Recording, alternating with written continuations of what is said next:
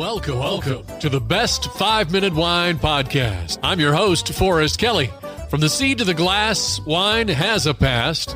Our aim at the Best 5-Minute Wine Podcast is to look for adventure at wineries around the globe. After all, great minds think alike. Let's start the adventure. Our featured winery is...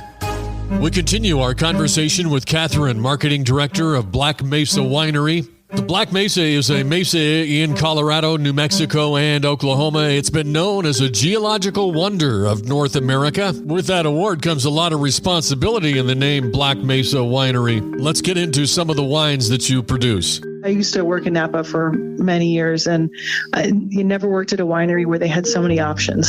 So it's definitely, you got to make something that appeals to the local palates. And I've noticed a lot of people locally, they tend to like the sweeter wines. So we definitely had to make something that would appeal to that crowd. And then we have, our higher end wines like the Antelope and the Coyote, a really nice blend. We really have something for every palate. And the only one that's infused, which is the Black Beauty, and then the Chocolate Caliente, which is the chocolate wine with a little piquillo peppers.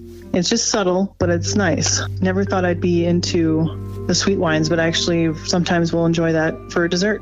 When you're making the wine, are you taking into consideration the rich New Mexico food varieties?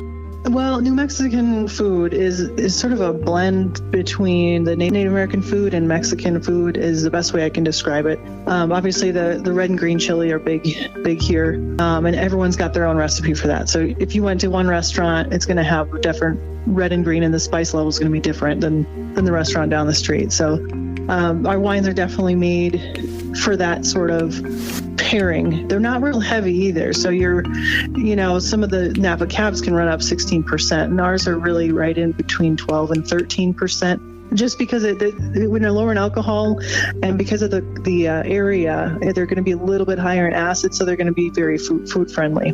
Like the Conejito would go, it's slightly sweet. It would go great with that spicy food. So we've got actually recipes on our website. If you look under wine cider and food pairings, we'll have the hard cider, the ones that go to the hard cider, the white wine, and the red wine, and we've got probably 15.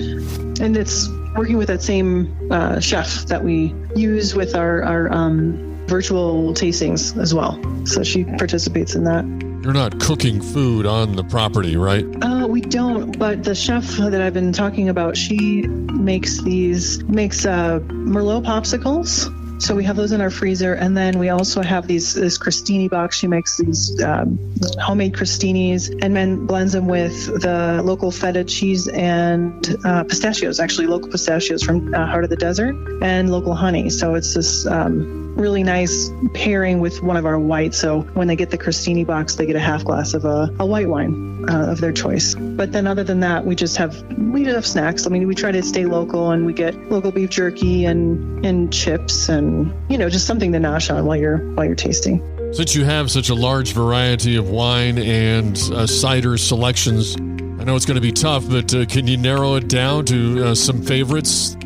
There's two palates that we see on a daily basis, the ones that like the sweeter stuff and the ones that like the dry wines. The most popular for the dry wines, people really like the Montepulciano because it's, number one, the vineyard, you look at it when you're in the tasting room, you can see it. It's got real earthy tones, but it also has some nice dried fruit characteristics that would make it good with, barbecued steak, even lamb stew.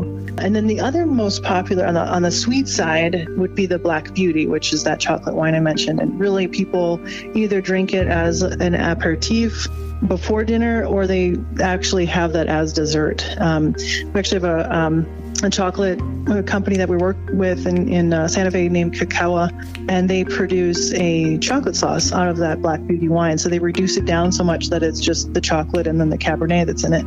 And so it makes a really nice either chocolate martini, or you can put it on ice cream. So, and as far as the whites, we make a really amazing Albarino. We only do 20 cases of it, I think, per year. So it sells out quickly, but it has that really nice classic Albarino acidity, but it's slight brininess as well. So it's great with a charcuterie plate, olives, hard cheeses. I think those are the top three that we do.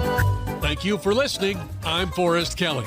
This episode of the Best 5-Minute Wine Podcast was produced by I hism. If you like the show, please tell your friends and pets and subscribe. Until next time, pour the wine and ponder your next adventure.